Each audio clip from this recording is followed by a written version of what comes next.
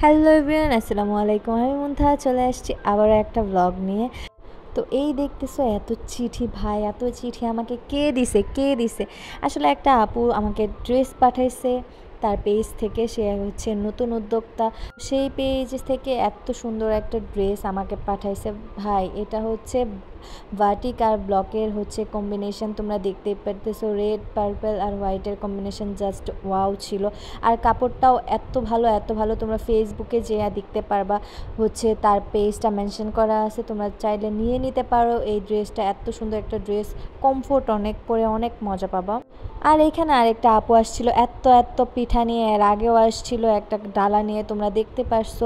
Digital kitchen, সে কিন্তু মাটির চুলায় রান্না করে, সে নিজে ভাই একা হাতে এত কিছু মানে বানাইছে, এত পিঠা। আমার কাছে সবচেয়ে ভালো লাগছে হচ্ছে কুলি পিঠা, ওই যে ভিতরে নারকেল থাকে, কুলি না পুলি যাই হোক যেটা বলে।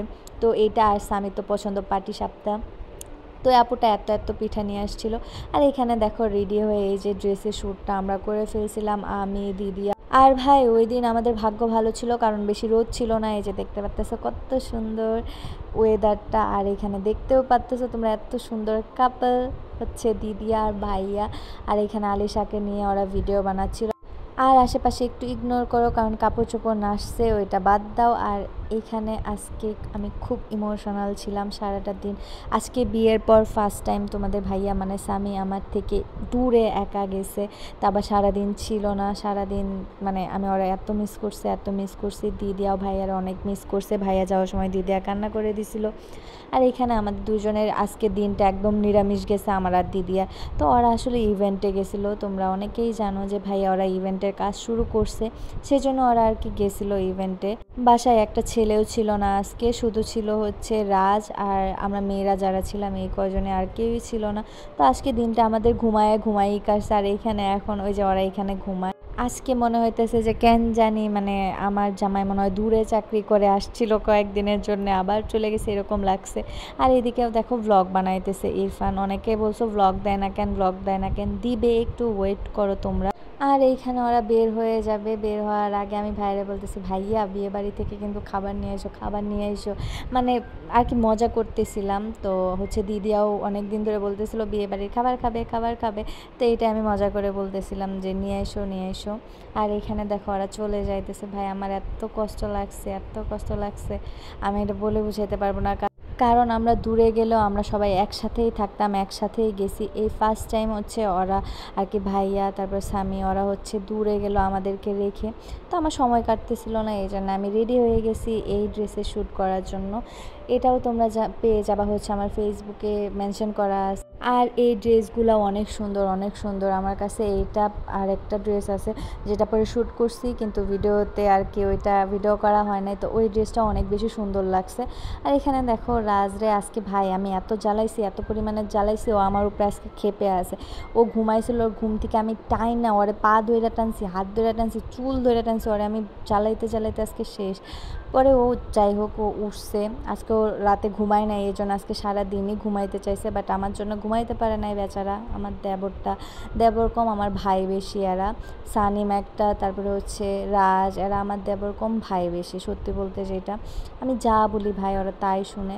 আর এইখানে শ্যুট করার পর ভাই বাইরে এত গরম, আর না পেরে পরে চলে আসছি বাসায়। আর এখানে আলিশ আমার কোলে আসার জন্য পাগল হয়ে গেছিলো, ও কিন্তু সহজে আমার কোলে আসে না, আজকে আসার জন্য কেন জানি পাগল হয়ে আসে। আর এইখানে আমি আলিশার সাথে মজা করতেছিলাম যে হাই ফাইভ দাও, নইলে একটা তালি দাও, নইলে আমি কিন্তু কোলে নেব না। এরকম ও যে কথা সবই বুঝে ভাই, সব বুঝে। এই জন্য দেখো এখানে আমার কিন্তু হাই ফাইভ দিবে।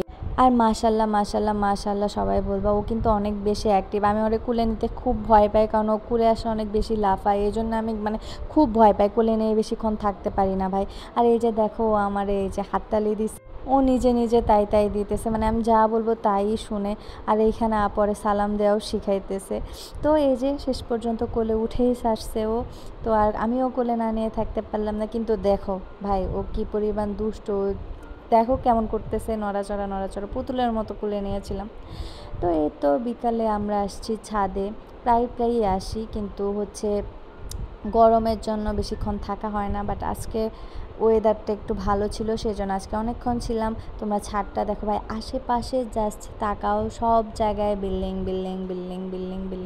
আর জাস্ট আকাশটা দেখো কি পরিমাণ মানে সুন্দর লাগতেছে মাশাল্লাহ। আর তোমাদের একটা জিনিস দেখাবো, ছাদের জাস্ট এক সাইডে দেখো কি পরিমাণ গাছ লাগাইছে। ভাই এত সুন্দর লাগছে আমার কাছে এই জিনিসটা, যে ছাদে এত সুন্দর সুন্দর করে গাছ লাগাই রাখছে, সব ধরনের গাছ আছে। তোমরা কয়টা গাছ চিনো আমাকে বলো তো, আমি এখানে অনেক গাছই আছে চিনি না, বাট এইখানে একটা আছে মালটা গাছ না লেবু গাছ, আমি তাও চিনি না, বাট ওই গাছটা আমি নিতে চাইছি, যে ওই গাছটা আমি চারা লাগাবো। আর এইখানে যে ধনেপাতা, এটাও আমি নিতে চাইছি যে আমি এটা লাগাবো, কারণ কি আমি বেশিরভাগ হচ্ছে তরকারিতে ধনেপাতা দিয়ে খাইতে বেশি পছন্দ করি, সেই জন্য আর কি ওইটা আমি লাগাইতে চাইছি। আর এখানে সব ধরনের গাছই তোমরা দেখতে পারবা। যে গাছটা লাগাইছে ভাই অনেক ভালো করছে, তার আর কি বুঝতে পারছি যে তার গাছটার যে কত ভালো লাগে, সেই সবজি ফল তারপরে সব ধরনের গাছই লাগায় রাখছে। আর এইখানে তোমরা দেখতে পারবা বাসাটা কেমনে কেমনে আমরা চেঞ্জ করে ফেলি, ডেকোরেশন চেঞ্জ করে ফেলবা। আর এদিকে রাজ ভাই গরমে আজকে শুয়ে পড়ছে একদম ফ্লোরে, আস্তে আস্তে দেখবা ডেকোরেশন চেঞ্জ হয়ে গেছে বাসার। আর এই তোরা চলে আসছে, দিদিয়া সারপ্রাইজ দিছে ভাইয়ারে শাড়ি পরে। আর আজকে ব্লগটা এই পর্যন্তই। আমি আস্তে আস্তে ব্লগ বাড়ানোর চেষ্টা করব, বড় করার চেষ্টা করব। তোমরা সবাই আমাদের জন্য দোয়া করো। তো টাটা।